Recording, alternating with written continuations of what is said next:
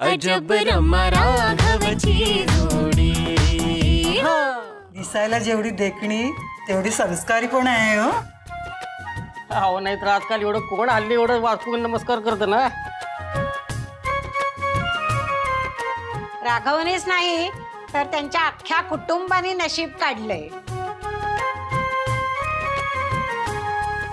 संस्कार म्हणे, संस्कार कशाशी खातात हे तरी माहितीये का तिला? बघतेच आता हिला। गजानन रावांच्या नावाला बट्टा लागेल असं जर का तू काही केलंस ना तर कायमची वाईट ठरशील। अगं अश्विनी, घरातली मुलगी आहेस ना, इथे काय करतेस? चल चल चल, पानं घे, रांगोळ्या काढ, छान काढतेस रांगोळ्या। चल।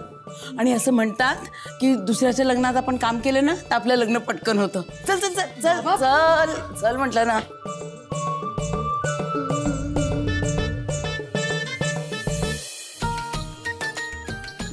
अश्विनी छान काढलीस रांगोळी, आता बस जा आतमध्ये। रमा, राघव, आता तुम्ही जेवायला बसायचं। काय आजी? हो कशाला? मी तुमच्यासोबत बसेन ना नंतर जेवायला।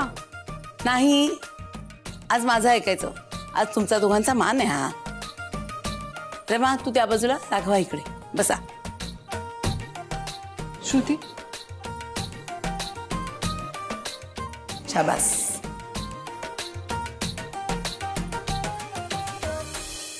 रुक्मिणी, मान फक्त नवरा मुलगा आणि मुलीचाच नसतो।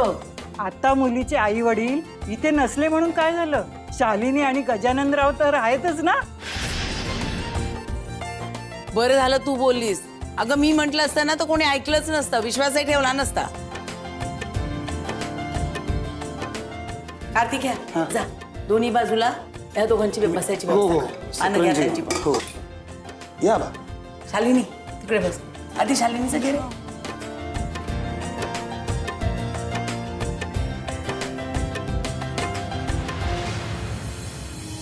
बस तिथे, मान आहे तुमचा, यांनी सांगितलं की नाही ऐकायचं, जा बस। सासू सासऱ्यांचा मान असतो।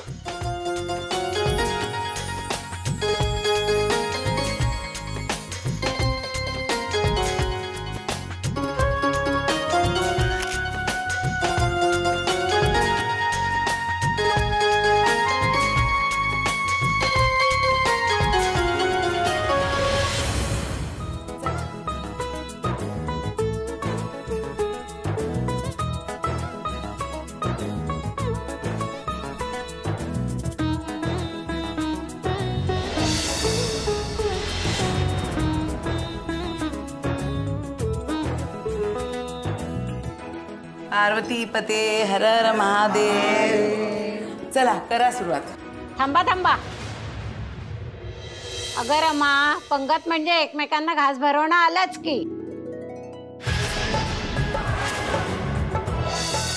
आणि नाव पण घ्यायचं असतं। चला रमा, राघव, नाव घ्यायचं आणि घास भरवायचा।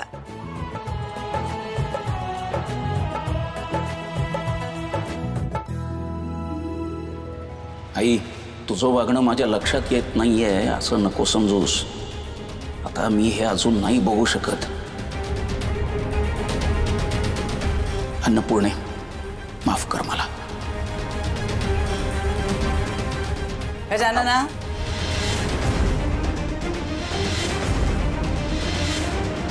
कार्तिक याला काय हवं नको बघ। अगं रमा, नाव घे। हो अगं आम्ही केव्हा तेच खोळंबलं जेवायचंय। रमा घे ना उखाणा, ट्राय करते।